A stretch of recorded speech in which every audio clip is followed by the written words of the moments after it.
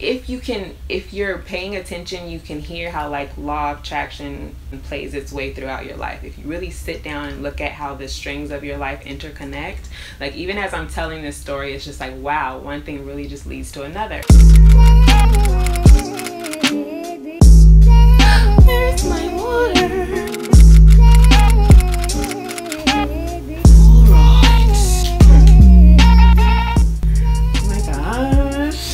So official. I have like lights and stuff.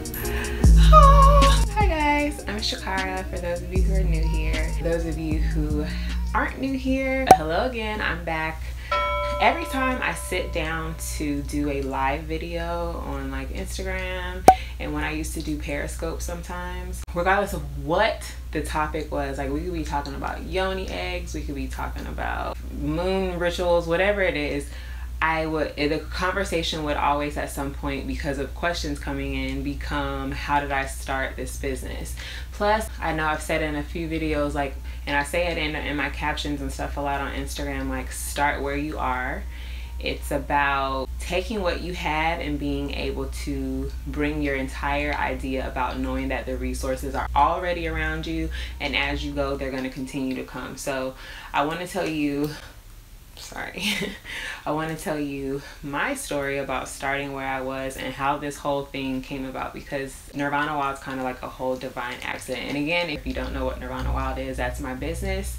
I am self-employed. I had a jewelry business where I make and sell jewelry. I've been doing that full-time for 2 years, and the shop has been open 3 years. So I'll get into all that in a second. Another reason I wanted to tell this story is because I want you to understand, people to understand how the string of your life just sort of carries out, and how things play themselves out. In hindsight, you understand a lot of why your life went the way it went, why I learned this because I needed it later, and whatever. So anyway, here's my story and how I've gotten from, I guess I'll start like end of high school, fresh baby out of high school, to being self-employed. Well, when I graduated high school and was going into college, I had no idea what I wanted to major in, because up until like graduation, I was kind of very set on going into theater. I was very heavy into theater in high school.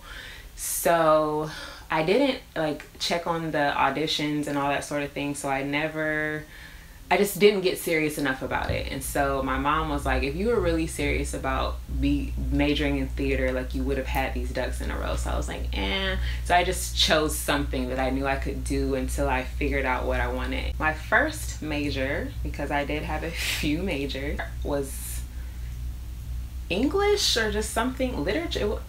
I think it was just like English or writing or something. Oh, by the way, I went to Florida State University kind of by default. It wasn't like the school I wanted to go to or chose to go to. I only applied to 3 colleges. I applied to Spelman, Howard, and FSU. I got into all 3, but Spelman and Howard weren't really hollering about like a good enough scholarship situation. So of course I had like a almost full ride at FSU, and so my parents of course were like, you're going to Florida State. I'm an honorary fam student though, I danced there. So anyway, every job I've ever had has been with kids, like since I was 11. And that was no exception in college. So I was working at the Boys and Girls Club, and one of my co-workers was doing public relations, and so I was like, that sounds interesting when she was explaining it to me. And so when I looked at marketing, I saw that was more so what I wanted to do. So the final major I switched to, after going from like writing to sociology to finance or accounting, and then I just decided on marketing. No, you can't come in right now. Why? Because I'm filming. Because I'm filming. Okay. And so I finished my degree. Even though I bounced around a lot, I pretty much graduated on time. And so I walked like a semester before I was actually finished. After school, I wasn't entirely sure what I wanted to do. At the very last minute, my aunt and my uncle had an independent school. It was like a very African-centered school. It was amazing. They asked me to teach at the school. At the very last minute, I was like, yeah. Completely terrified. I never like taught in an academic setting. I was always like character development, mentoring, tutoring, like Boys and Girls Club type stuff. I taught for a year. It was one of the most amazing years of my life. I learned so much about myself, about children, about just how you can approach them in ways that I had been nurtured up coming up as a child, like very African centered, community centered, pride, learning the truth about who you are, not what you learn in history books. So like I was a woke baby. Or that year teaching is, you know, coming to a close, and I know I don't want to become a teacher, so I need to do something. And I decided to apply for grad school. I decided I wanted to do something marketing, but something specific to the fashion industry. And I found Savannah College of Art and Design. I love SCAD. And the Atlanta campus just kind of stole my heart, and it was going to be cool to be in Atlanta for what I thought I wanted to do at the time. Had no idea how I was going to get in and pay for it. It was very expensive, but lo and behold, I find out they have a scholarship for educators. If you are an educator who teaches pre-K or K through 12, half of your tuition's paid for. So I had been teaching that year, so boom, half of my tuition's paid for. So now I just have to figure out how I'm gonna pay for half of tuition, because it's a private school. It's a very expensive school. I found another scholarship that all you had to do was write an essay, and it was a scholarship for African Americans. I happen to be African American, so I really only had a small chunk that loans paid for. Due to grad school, my major was luxury and fashion management. I did that program, busted my ass in grad school, and it's a very accelerated program, so it was very grueling. I lost a lot of weight. I loved it, and I loved the small classes. I loved the one-on-one with my teachers. I loved the relationships that I built. It was wonderful. But again, finished grad school, so I graduated. I was in Atlanta a few more months, and then I decided to move home. I didn't know what else I wanted to do. I thought I was going to be home maybe like a few months, and then I was moving to LA, and I was going to do all this stuff.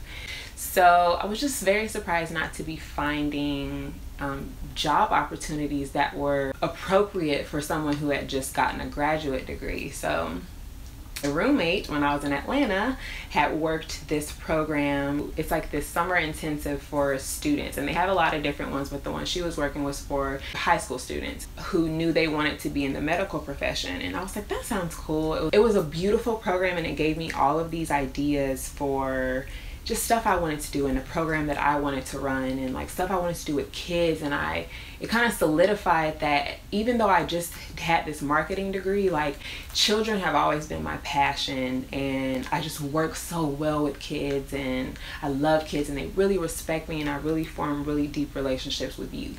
So I knew I wanted some sort of youth programs. I had written it all out, and I was like, okay, so I need some startup money.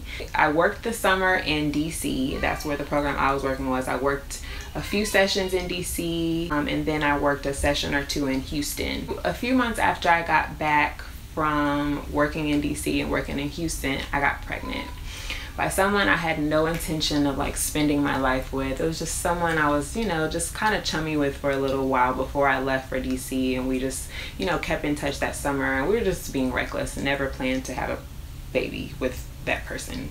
Wouldn't have done that. But anyway, got pregnant and was like, okay, so what the hell now? And that's a whole other story of this spiritual journey I went on in that pregnancy. I might talk about that in another video. If any of you are interested, let me know in the comments below if you want to hear about that story. If you are a single mom, if you're going through an unplanned pregnancy, anything surrounding like pregnancy, single momness, I'm always open to talking about. So let me know if you want to hear anything about that. So anyway, I have this pregnancy that adds kind of a curve in my plan, because I can't just have this hypothetical idea of this big organization I want to start. I need to like really be making some money. So luckily that program that I worked in DC, it's the National Youth Leadership Forum, and this one was on medicine, if anyone wanted to know what program that was. Luckily that program paid very well, because you got paid for the hours you worked, but you also got paid overtime, because there was overtime every day. From just being up with the kids, you're up early, there's stuff going on all day, you visit colleges, you visit medical schools, like it's all this stuff happening all day, seminars and all kind of stuff. So you get a lot of overtime, and that's time and a half. So I had a pretty nice chunk saved. So I kind of had the luxury of kind of working a little bit while I was pregnant, to, you know, just save some more and buy little necessities, but I had a nice chunk saved. So I just did odd stuff. I substituted a few days a week, if that. I did some substitute teaching, and I also worked 1-800-Flowers through like the Mother's Day season, and I was like 9 months pregnant then, and I worked from home. It was just like a call center. A lot of times you don't know when you're, a lot of call centers or like customer service lines, sometimes it's some person sitting in their house. Like a lot of work from home jobs are like call centers or customer service. That's what I did. 1-800-Flowers. Like a few weeks after that job finished, I gave birth. Had my beautiful daughter. Her name is Nirvana, hence Nirvana Wild. And when she was about 2 months, I was like, okay, so I need to start doing something to provide for this child, because I'm like completely single mom, not co-parenting mom, single mommy. If you're paying attention, you can hear how like law of attraction plays its way throughout your life. If you really sit down and look at how the strings of your life interconnect, like even as I'm telling this story, it's just like, wow, one thing really just leads to another. So I was in the process of like looking for different jobs that I could tolerate that made enough money to take care of myself, to take care of my child, to take care of us and all our bills, stuff we needed. My cousin happened to be in town. She was talking about her son, who's my age. He had a job as a peer, a peer counselor or something like that, which sounded a lot like what I was doing at the Boys and Girls Club, just like a level up and more pay. So I was like, let me look up those kind of jobs. So I looked up those types of jobs, and one that came up that just screamed at me was as a, what was my title? I forgot my first title. It was like, basically the program I was working with was a youth program for African American teen girls from at-risk communities, and it was a pregnancy prevention program and then a sexual health education program. And it was just beautiful, like to sit and chat with these girls, and like it was about empowerment. That was a really beautiful program. And so at some point I was like, okay, I just want to make some extra money, like to start doing the stuff I want to do. And I really do want to get this program off the ground, because even working there was giving me ideas for the program that I had wanted to run that summer before. I started learning about like social entrepreneurship just by like looking at articles and perusing the internets. So I decided that I was going to start a business. So I would market it as everything that I make goes back into helping build this program. That shop, the first shop I started was Heart Lab Gift Shop, and it's still on Instagram. Like you can see kind of some of that journey. And it was just a shop of like cultural items from like around the world, especially African, Indian, some Turkish, jewelry and accessories mainly, and some like art pieces and gift pieces, hence Heart Lab Gift Shop. And Heart Lab is the name of the organization that I am someday starting. It's the Heartist Lab. Started that shop up, and I just like kind of announced it on my Instagram page, like my personal page, that I was starting this shop up. Please go support the page. And just kind of like, I saw how other businesses, when they were starting, they would kind of get some, and plus I had a little, you know, that marketing background. See how that came into play. I just would see how they would, before a launch, just, you know, get traction going via Instagram. And that's when I actually started to see it as like, oh, I could do that. This was before all businesses got on Instagram, because at first Instagram, if you were there toward the beginning, a lot of the there was no video. Like a lot of the features that are there now weren't. There was no direct message or any of that stuff. You could only comment publicly on a person's thing unless they were private. So anyway, little small businesses were like just starting to pop up, and I would follow them because I was interested, like, how can I use this for business? And so I started Heart Lab Gift Shop while still working at my other job, doing my job pretty much full time, and then running this shop on the side. And I found everything just like perusing the internet. I would look on eBay, I would look on like just literally do a Google search for wholesalers that sold whatever it was I was trying to sell, if it was something specific. I did this for like weeks. I was planning on how I was going to start this business. Sometimes you can order samples, so I would just order samples and then it would get there, and if I like it, I'd order a bigger quantity, and then if I didn't, then that was it. So I ordered probably about $50 to $100 worth of stuff. I decided to start on Big Cartel, and I started with their free version. You can only put up like 5 items. Once you want to do more than that, you have to move on to like their other packages. So I started with their free. I was just going to test the waters, see how it went. I kept going with that, and I was also working and also single momming and getting used to being a mommy. I got promoted. My director moved on to director of all the education programs, and I moved on to director of our programs. Still running this shop. It was the last year of our grant. We didn't know what was going to be renewed, what wasn't. I didn't want to be up in the air. Plus, I also saw how well my shop was doing. I kind of wanted to start something else.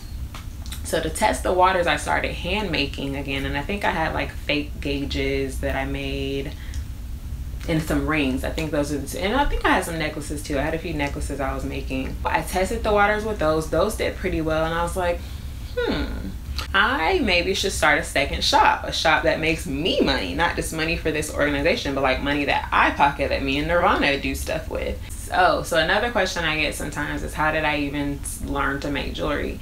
So the short of the story is, the first jewelry business I ever had, I was like 8 or 9, and I would sell jewelry after dance class. And I learned from the summer camp that I mentioned earlier that my aunt and uncle had. It was very African centered. That's where I started doing yoga. I've been doing yoga since I was 5. That's where I learned how to meditate. That's where I learned the true history of Egypt and Africa, and not what they try to tell you here in the United States. Like, I was learning all that sort of stuff. They were very like entrepreneurial, wanted kids to grow up with the mindset of owning a business and not grow up with the mindset of working for someone. So from a very young age, I knew I was going to grow up and own a business. That was my goal. Whatever I was doing, I didn't care what it was, I was going to own it. And I sold like flavored popcorn or something crazy. Regular popcorn and curry popcorn, and my jewelry after class. I would just put it all on the table, and you know, people were nice enough to come and buy my stuff. So that was my first little business. So that's how I learned. That's how I got comfortable making jewelry. And then I just did it throughout my life. Whenever I saw something I wanted but either couldn't afford or wanted to put a new spin on, I just make it. So that's how I learned how to make jewelry. So I got promoted, started hand making within that shop, and then I said, I'm gonna open another shop. And at first I wasn't gonna hand make in this shop. This new shop was just gonna be totally resale. So when I started Nirvana Wow, it was kind of very, I don't want to say cheap, but you know, that like Forever 21 type costume type jewelry that I again was just finding online from little wholesalers. Still didn't have like my tax ID license, none of that kind of stuff. Was just like kind of doing it on the side. And so I got a little inventory from the money I was making from my job, and you know, got a little inventory going, and then again made a page for that, separate from my personal page and separate from the Heart Lab page. And on Nirvana's 2nd birthday, I launched Nirvana Wow. That started to pop off, and you know, a lot of people from Heart Lab gift shop followed me to Nirvana Wow. So that kind of got going, and again started to get the itch to like make stuff myself, because there were things I wanted to see that I wasn't like finding places in ways that I wanted to see them. So I started, instead of buying stuff to resell, I started buying supplies to make things myself, and then started experimenting with crystals. I was really getting into crystals and crystal healing. I knew about it again since I was younger, but hadn't utilized it to its full potential throughout my life until pretty much when I had her. And so I got into crystals and like experimented with different ways to like use crystals in jewelry, and kind of just found my style and ran with it. And I would just get ideas for stuff, and I make, usually the ideas I get for stuff in the shop are things I want to wear, and so I'll make it for myself if I like it, and I show you guys pictures and you're like, oh my god, I love it, is it gonna be in the shop? I'll put it in the shop, and that just kind of became my thing. So I'm still working in my new position, over my program, over my staff, over our girls and our meetings, and keeping track of everybody and everything going on, plus answering to my director, plus single momming, plus running 2 shops. Like, saying that, I guess at the time it didn't feel like that, but I was always like, plus I had a boyfriend. Like, it was a lot. Like, every inch of my time seemed like it was always taken. Looking at it now, like, yeah, I was kind of badass. Like, I was doing a whole lot at once, and so, like, pat myself on the back for that. Like, I just kind of stuck it out, and Nirvana was like a catalyst for that, because when you have a child, like, and you have dreams you're trying to get out, like, you just have to do it. And I've always knew I wanted to be the type of parent that I don't just want to tell you, oh, you can do anything you put your mind to, you should live your dreams. I wanted to show you, because I have dreams too. So I'm going to get those out. You're going to see me build this dream, and you're going to know for a fact that you can build whatever you want to. And it hopefully will be easier for you in some aspects, because you've seen me do it, and just because you're my kid. So the grant year is coming to an end. They decided not to renew our grant for a lot of the sexual health programs that we had. So pretty much all of us were out of a job. And instead of looking for a job, I decided I was going to just kind of slide into working full time, because I saw how much more my sales would go up based on my effort if I was being more engaged in social media, going more hard, like reaching out to people and just connecting dots for myself. It showed itself in profit. So I was like, I know I can do this. I know I can do this based on what I was making from that business and how much more time I knew it would free up from not working this other job. I was like, I can do it. My mother probably doesn't remember this, but she tried to talk me out of it. She even sat me down one day and she was like, Shakara, I need you to like really look at your like finances, because I think she didn't really know how well it was doing. I don't talk about how well it was doing or whatever. And I remember like we sat down and we went over a whole budget, and I was like, okay, I'll think about it. But really I knew I was just going to go into it full time, and I was just like, she'll just see later. So anyway, slid into that full time, had some hiccups for sure, some scary times for sure, where like sales would get slow and I was like, oh my God, what am I gonna do? Like, how am I gonna pay my bills?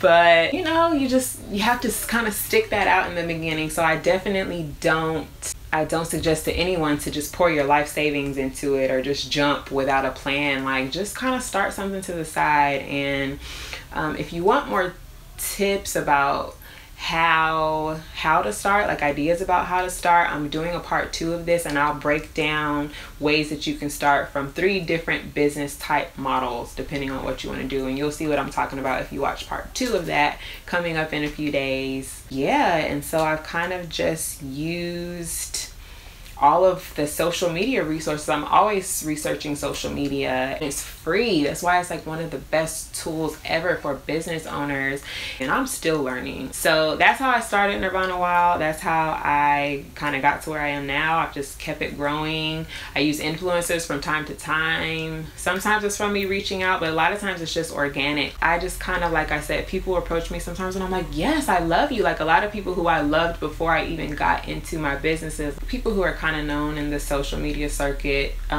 just out of nowhere would like approach me or start liking my pictures, and I just take it as an opportunity to reach out, or they would reach out to me. So that would happen. That helped grow my page. I'll talk more about social media and stuff, like I said, in that second one, but I did just want to provide this story about how I started and how I got to where I am now, because you guys ask me that a lot, and I think it just helps because it's June. It's June. Like, once this month is gone, literally half the year is over. So a lot of us still haven't started the thing that we said we were going to start, including me. I got stuff I got to jump on too. There's a lot more I want to do. Like, that's what I mean when I say Nirvana Wild is my baby, because I built it from the ground up, but it's not my passion. Like, jewelry making isn't my passion. It's just something I do well, that's been able to afford me a lifestyle where I can kind of do what I want, set my own schedule. I'm very thankful for it, but it's not my passion. So, but this year more than others, is about working on my passions, and YouTube is another gateway to something I want to do. But I'm also going to use this space to do some more creative type stuff. So I hope this hasn't been longer than like I expected it to be by the time I chop it up. But if you liked this, give it a thumbs up. If you want more content about me, about my life, about my journey, like I said, about being a single mommy, how being a single mother relates to business, like more in depth, I have no problem doing anything like that. So just let me know. Oh, you know what I need you to let me know in the comments, because this will help me so much and it'll help you. What do you want to see on this channel? That's the main thing I want to see. If you guys are going to leave a comment, please tell me what kind of content you want to see here, so I can like actually be providing what you want to see here.